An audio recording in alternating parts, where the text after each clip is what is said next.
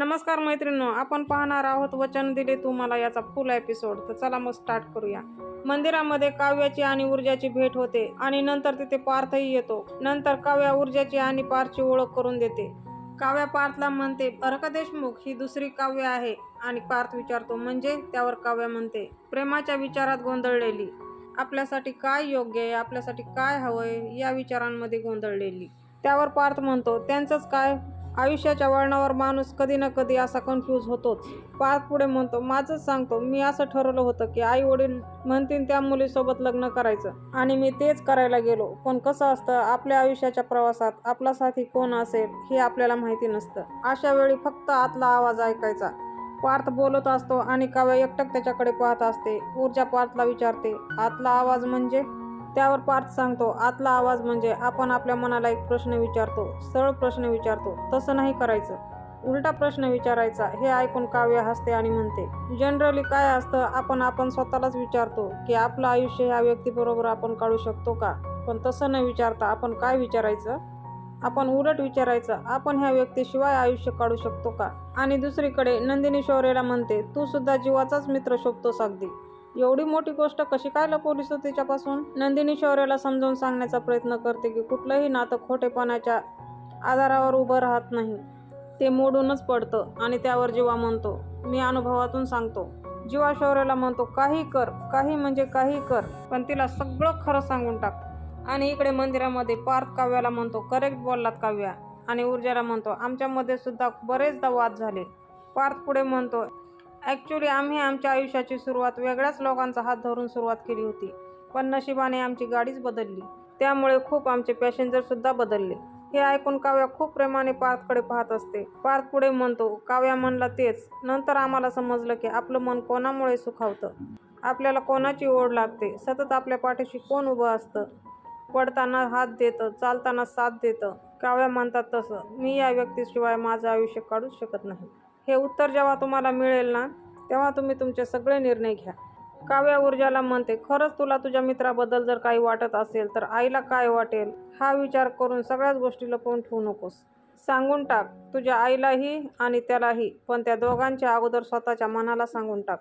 आणि इकडे शौर्य त्या दोघांना म्हणतो, सांगेल, सगळं खरं सांगेल. नंदिनी म्हणते, तुझं प्रेम जर खरं असेल तर ते तुला नक्की मिळेल. शौर्य म्हणतो, तोपर्यंत मी कसा जगू, काय करू, मला तिचं न बोलणं नाही सहन होत. त्यावर जीवा म्हणतो, ए भाई जरा चिल, किती टेन्शन घेशील, तुला नेहमी असं एनर्जेटिक आणि हॅप्पी पाहिलंय मी, असा चेहरा पाडू नको, शोभत नाहीये तुला. आणि त्यावर शौर्य म्हणतो, तुझ्या बोलण्यामुळे चेहरा पडलाय माझा. आणि इकडे ऊर्जा काव्याला म्हणते, थँक्यू काव्या, खरं तर 5 मिनिटापूर्वी भेटलोय आपण, पण असं वाटतंय खूप जुन्या मैत्रिणी आहोत. त्यावर काव्या म्हणते, universe my dear friend, universe, बघ ना कसं माझं तुझ्याकडं लक्ष गेलं, कशी मला बोलायची तुझ्याशी इच्छा झाली, हे सगळं त्या युनिव्हर्समुळे घडतंय. आणि काव्या पुढे म्हणते, ऊर्जा खूप गोड मुलगी आहेस ग तू, आणि आता माझी चांगली मैत्रीण सुद्धा. ऊर्जा पार्थचे सुद्धा आभार मानते आणि म्हणते, तुम्ही पण खूप छान समजावलंत मला. त्यावर पार्थ म्हणतो, डोंट वरी ऊर्जा, सगळं तुमच्या मनासारखं होईल. त्यावर काव्या म्हणते, ऊर्जा मॅडम चला निघतो आम्ही आता, आय होप पुन्हा लवकरच भेट होईल. तिथून त्यांचा निरोप समारंभ होतो. पार्थ आणि काव्या तिथून निघून जातात. शौर्य नंदिनी आणि जीवाला म्हणतो, तुम्ही दोघं जण घरी या. आणि पार्थ विषयी विचारतो, पार्थ दादा कसा आहे. त्यावर जीवा म्हणतो, अरे त्याच्याबद्दल जर सांगायचं झालं ना तर 48 तास काढून ये माझ्याकडे, मग सांगतो तुला. नंदिनी जीवाला म्हणते, निघायचं का आपण. आणि त्यावर नंदिनी परत शौर्याला म्हणते, आता फुटपाथवरूनच चालायचं, समजलं ना. जीवा शौर्याला म्हणतो, चल निघतो आम्ही. आणि त्याला म्हणतो, आता ना ऊर्जाला खरं खरं सांगायचं, आणि एक गोष्ट लक्षात ठेवायची, ऊर्जा फक्त तुझीच आहे आणि प्रयत्न करणं अजिबात सोडायचं नाही, कळलं. जीवा नंदिनी सुद्धा शौर्याचा निरोप घेतात आणि ते दोघं जण तिथून निघून जातात. शौर्य त्या दोघांना टाटा बाय बाय करून स्वतःशीच म्हणतो, माझं तुझ्यावर खरं प्रेम आहे ऊर्जा. आणि नंदिनी म्हणली तसं तुझंही माझ्यावर प्रेम आहे. आता चॅलेंज एवढंच आहे की तुझ्या मनातल्या प्रेमाची जाणीव तुला करून द्यायची आहे, बस. आणि इकडे ऊर्जा सुद्धा विचारामध्ये गुंतलेली असते आणि ती सुद्धा मनातल्या मनात म्हणते, कधीतरी आपण हा सुद्धा विचार करावा, त्याच्या विना सुद्धा आपण हे आयुष्य काढू शकू का. आणि शौर्य गाडीमध्ये बसून कोर्टामध्ये जायला निघतो आणि मनातल्या मनातच विचार करतो, काय करू, ऊर्जाला फोन करायला पाहिजे का. अशा विचारांमध्ये शौर्य ऊर्जाला फोन लावतो. आणि इकडे ऊर्जाला शौर्याचा फोन आलेला दिसतो. ती म्हणते, शौर्याचा फोन, आता का फोन केला असेल त्याने. विचारामध्ये ऊर्जा त्याचा फोन उचलत नाही आणि इकडे शौर्य मनातल्या मनातच म्हणतो, प्लीज ऊर्जा फोन उचल प्लीज. परत शौर्य तिला फोन करतो आणि परत म्हणते, काय करू, मी फोन घ्यायला हवाय का? आणि ऊर्जा कॉल उचलणार तोच शौर्याच्याकडून कॉल कट होतो आणि ऊर्जा म्हणते, जाऊ द्या, काय महत्त्वाचं काम नसेल. ऊर्जा पुढे म्हणते, नुसतं फोन करून काय होणार, प्रत्यक्षात बोलायला हवंय ना. आणि इकडे शौर्य पण मनातल्या मनात म्हणतो, का घेतला नाहीस ऊर्जा फोन माझा? अजून रागवलीस का तू माझ्यावर? असं होऊन चालणार नाही, मला तुला भेटलंच पाहिजे ऊर्जा. आणि इकडे हर्षवर्धनच्या ऑफिसमध्ये भजन जहागीरदारच्या हातामध्ये कार्ड देतो आणि म्हणतो, हेच ते ऑफिसर आहेत. हर्षवर्धन कार्ड हातात घेतो आणि बोलतो, SD कारंत. आणि त्यावर भजन म्हणतो, हो सर, पुरावा यांच्याकडेच टेस्टिंगसाठी गेलाय. भजन म्हणतो, सर मी यांची माहिती काढली, हा माणूस खूपच प्रामाणिक आहे. आणि त्यावर जहागीरदार म्हणतो, आय नो, ब्लॅक रेकॉर्डिंग एकदम क्लिअर आहे त्यांच्याविषयी असा विचार करायलाच नको. भजन पुढे म्हणतो, ही केस फास्ट ट्रॅकमध्ये घेतली गेली आहे, त्यामुळे पुराव्याचा रिपोर्ट पुढच्या 48 तासांमध्ये मिळेल. हर्षवर्धन विचारतो, आणि फुटेजचं काय झालं? हे ऐकून भजन गप्पच असतो आणि हर्षवर्धन म्हणतो, काय पुन्हा हात हलवताच आलात? भजन म्हणतो, नाही सर. आणि हर्षवर्धन म्हणतो, म्हणजे मिळालं फुटेज? भजन जरा दबक्या आवाजात म्हणतो, सर फुटेज आणलंय पण. आणि त्यावर हर्षवर्धन म्हणतो, पण म्हणजे काय? हर्षवर्धन हात पुढे करतो आणि म्हणतो, दाखवते फुटेज. तरी भजन गप्पच असतो. हर्षवर्धन म्हणतो, दाखवते फुटेज. आणि भजन म्हणतो, राहू द्या ना सर. आता हर्षवर्धनला राग येतो आणि हर्षवर्धन म्हणतो, राहू द्या काय, तू केस लढणार आहेस का कोर्टामध्ये? त्यावर भजन म्हणतो, नाही सर, केस तुम्हीच लढणार आहात आणि तुमच्या मुलीचं लग्नही तुम्हीच करणार आहात. हर्षवर्धनला राग येतो आणि हर्षवर्धन म्हणतो, मग फुटेज दाखव. हर्षवर्धन आता तो व्हिडिओ पाहत असतो. त्या व्हिडिओमध्ये असं दिसतं की पद्मा पुढे पळत असते आणि विक्रांत आणि त्याचे मित्र पद्माच्या मागे पळत असतात. भजन गच्च डोळे लावून घेतो आणि हर्षवर्धन त्याच्याकडे पाहतो. हर्षवर्धन म्हणतो, हे फुटेज. आणि पुढचं वाक्य भजन पूर्ण करतो, म्हणतो, ओरिजिनल आहेत. हर्षवर्धन म्हणतो, म्हणजे विक्रांत खरोखरच. आणि पुढचं भजन बोलतो, तो गुन्हेगार आहे. आणि इकडे हुळबुते त्या ऑफिसरशी बोलत असतो आणि हुळबुते म्हणतो, 1 नंबर काम झालं बघा साहेब, तुमच्यासारखे प्रामाणिक माणसं आहेत म्हणून या जगामध्ये न्यायव्यवस्था टिकून आहे साहेब. एका साध्या गरीब पोरीचं आयुष्य वाचणार की हो यामुळे. हुळबुते पुढे त्या ऑफिसरला म्हणतो, समोरची पार्टी काय करणार आहे हे माहिती नाही म्हणून तर तुमच्याकडे पाठवलं की हो. थँक्यू म्हणत ते हुळबुते फोन ठेवतात आणि तिकडून लगेच ऊर्जा येते. आणि हुळबुते म्हणतात, काय टायमिंगला आला तो मॅडम तुम्ही? हुळबुते म्हणतो, फॉरेन्सिक ऑफिसरचा फोन होता, 48 तासाच्या आत आपल्याला रिपोर्ट मिळून सोडणार की हो. हे ऐकून ऊर्जा एकदम खुश होते आणि म्हणते, काय सांगता साहेब तुम्ही, खरंच? म्हणजे विक्रांत शिकरेचा अरेस्ट वॉरंट काढून आपण त्याला अटक करू शकतो? त्यावर हुळबुते म्हणतो, आपण त्याला लगेच अरेस्ट करणार नाहीत, आता आपण करणार आराम, यम्मा यम्मा माया यम्मा. आणि हे ऐकून ऊर्जा एकटक त्यांच्या तोंडाकडे पाहत असते. आणि इकडे शौर्य ऊर्जाच्या चाळीमध्ये आलेला असतो. पाहतो तो दरवाजाला कुलूप असतं. तो चक्रा घालत असतो आणि तिकडून दळवी काकू येतात. दळवी काकू म्हणतात, काय रे, काय झालं? आणि त्यावर शौर्य विचारतो. आणि दळवी काकू म्हणतात, काय रे, ऊर्जा नाही आहे घरात आणि चाळीमध्ये कोणाची माहिती हवी असेल ना तर मला विचार. शौर्य दळवी काकूला विचारतो, ऊर्जा जेव्हा तुम्हाला दिसली होती तेव्हा कशी दिसत होती? त्यावर दळवी काकू म्हणतात, छान दिसत होती. आणि एक फटका देत दळवी काकू म्हणतात, अरे असं काय विचारतोयस, जशी आहे तशीच दिसत असेल ना. आणि त्यावर शौर्य म्हणतो, तसं नाही हो, हसत होती, रडत होती, नाराज होती, खुश होती.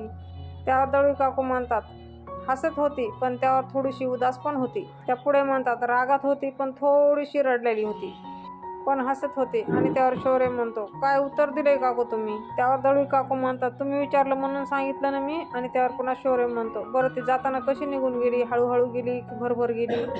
त्यावर दळवी काकू म्हणतात, हळूहळू गेली पण भरभर निघून गेली.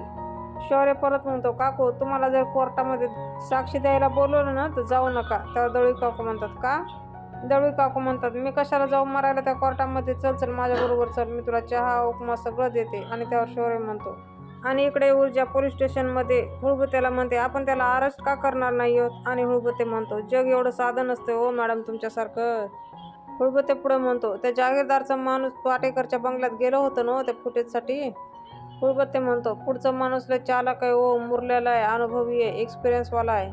आणि इकडे चाळीमध्ये ऊर्जाची आई म्हणते शौर्यला, तुम्ही इथे काय करताय? आणि त्यावर शौर्य म्हणतो, इथे काम होतं माझं, तर वाटलं ऊर्जाला भेटून जावं. आणि त्यावर ऊर्जाची आई म्हणते, ऊर्जा घरी नाहीये. आणि शौर्य म्हणतो, ठीक आहे मग मी जातो. तरी ऊर्जाची आई त्याला थांबवते आणि म्हणते, पूर्वा शिंदे म्हणते, ती कोर्टातच गेली, भेटली नाही तुम्हाला? ऊर्जाची आई म्हणते रोज कोर्टात भेट होते ना तुमची. त्यावर शौर्य म्हणतो नाही नाही रोज होते पण आज नाही झाली. ऊर्जाची आई म्हणते ती तर कोर्टातच गेली आहे. त्यावर शौर्य म्हणतो नाही. आणि तिची आई म्हणते अहो तिकडेच गेली आहे ती. त्यावर शौर्य म्हणतो गेली असेल माझी भेट नाही झाली. परत शौर्य जायला निघतो आणि परत पूर्वा शिंदे त्याला अडवते आणि म्हणते ऊर्जाच्या बाबाची तुम्ही स्कूटर दुरुस्त करून आणली ना. हे ऐकून सुद्धा शौर्य गप्प असतो. त्याला काय बोलू काय उत्तर देऊ हेच समजत नाही. आणि इकडे पोलीस स्टेशनमध्ये हुळबत्ते ऊर्जाला म्हणतो कसं सोडणार हो कसं सोडणार त्याला सोडायचं पण नाहीये आणि धरून पण ठेवता येत नाहीये. त्यावर हुळबत्ते म्हणतो अहो कसं आहे माहिती का त्या मुलीवर. ऊर्जा म्हणते मग त्या विक्रांत शिंदेला सोडायचं का. आणि त्यावर हुळबत्ते म्हणतो आपण जर त्याला आत्ता अरेस्ट केली ना ते 48 तासाच्या आत सुटून येईल. हुळबत्ते पुढे म्हणतात ते लोक लय पोचलेले आहेत हो आणि कायदा माहिती नाही आपल्याला कसा पळतोय. हुळबत्ते हाताचे हातवारे करून सांगत असतात आणि ऊर्जा म्हणते साहेब बरोबर आहे विनयभंगाची केस आहे बलात्काराची नाही. म्हणजे बेलेबल ऑफेन्स आहे. आणि त्यावर हुळबत्ते म्हणतात हां. ऊर्जा परत तोच प्रश्न विचारते मग साहेब आता काय करायचं. त्या विक्रांतला असंच बाहेर राहू द्यायचं. आणि त्यावर हुळबत्ते मान हलवत म्हणतात यम्मा यम्मा माया यम्मा. हुळबत्ते पुढे म्हणतो माझ्याकडे एक प्लॅन आहे ऐकणार का. आणि तो प्लॅन सांगायला सुरुवात करतो. तो म्हणतो ज्या दिवशी आपल्याला कोर्टाची तारीख भेटल त्याच्या आदल्या दिवशी मी त्याला अरेस्ट करणार आणि डायरेक्ट त्याला कोर्टातच हजर करणार. हे ऐकून ऊर्जा खुश होते आणि म्हणते ग्रेट म्हणजे त्याला ॲक्शन घ्यायला आपल्याला वेळच मिळू द्यायचा नाही. हुळबत्ते म्हणतो आता करेक्ट ओळखून सोडला बघा तुम्ही. आणि ऊर्जा म्हणते सॉलिड प्लॅन आहे. आणि इकडे ऊर्जाची आई शौर्यला म्हणते काय विचारते मी ही स्कूटर तुम्ही नीट केली आहे ना दुरुस्त केली आहे ना. आणि त्यावर शौर्य सॉरी सॉरी काकू वाह तुम्ही तुमच्या पाया पडतो. शौर्य पुढे म्हणतो काकू तुम्ही प्लीज चिडू नका मला खरं तर हा आगाऊपणा करायचाच नव्हता. शौर्य स्वतःलाच म्हणतो मी मूर्ख आहे मूर्ख आणि प्लीज काकू तुम्ही चिडू नका. ऊर्जाची आई शौर्याला गप्प करते आणि म्हणते शांत व्हा तुम्ही शांत व्हा गप्प एकदम गप्प. आणि शौर्याला म्हणतात ही स्कूटर दुरुस्त केली आहे तुम्ही बरं केलं. आणि त्यावर शौर्य खुश होतो आणि म्हणतो म्हणजे तुम्ही रागावला नाही आहात. त्या पुढे म्हणतात या स्कूटरसाठी जे काही पैसे खर्च झालेत ऊर्जा तुम्हाला देईल ते घ्या परत. शौर्य म्हणतो पैसे. आणि त्यावर ऊर्जाची आई म्हणते 750 एवढेच झालेत ना. आणि इकडे हुळबत्ते ऊर्जाला म्हणतो तुम्ही निश्चित तर राहा मॅडम मी करतो सगळं व्यवस्थित. हुळबत्ते पुढे म्हणतो तुम्ही ह्या केसची तयारी करा. ऊर्जा हुळबत्तेला म्हणते ती रेखा काटे आहे ना तिच्या नवऱ्याला जरा दम द्याल का. त्यावर हुळबत्ते म्हणतो आता कुठं माझ्या मागे दमदाटी लावताय मॅडम तुम्ही. त्यावर ऊर्जा म्हणते खूप हालाकीची परिस्थिती आहे होत या कोर्टाच्या चक्रा परवडणार नाही आहेत तिला. ऊर्जा म्हणते प्लीज साहेब तेवढं करा ना. आणि त्यावर हुळबत्ते म्हणतो अहो त्या बाईचं घर आमच्या एरियामध्ये येत नाही. ऊर्जा म्हणते आता काही एरिया बघून तुम्ही लोकांची मदत करणार आहात का. आणि नाहीतरी तिच्या नवऱ्याला कोण सांगणार आहे तसं. हुळबत्ते मनातल्या मनातच विचार करतो ही पोरगी दिसते तशी नाही आहे खूप डेंजर आहे आणि एवढ्याशा डोक्यामध्ये हिच्या किती लोकांसाठी चांगले चांगले विचार आहेत. आणि इकडे ऊर्जाची आई शौर्याला म्हणते पोलीस स्टेशनमधून ती कोर्टात जाणार होती येईलच एवढ्यात आत बसा तुम्ही. आणि हे ऐकून शौर्याला मोठा धक्का बसतो आणि ते म्हणतो आत. आणि ऊर्जाची आई म्हणते नाही तर मग कुठे. मैत्रिणी तुम्हाला आजचा एपिसोड कसा वाटला मला नक्की कमेंट करून सांगा. असेच नवनवीन आणि फुल अपडेटसाठी आजच आपलं चॅनल सबस्क्राईब करा बेल आयकॉन प्रेस करायला विसरू नका. व्हिडिओ आवडला असेल तर एखादा लाईक नक्कीच करा.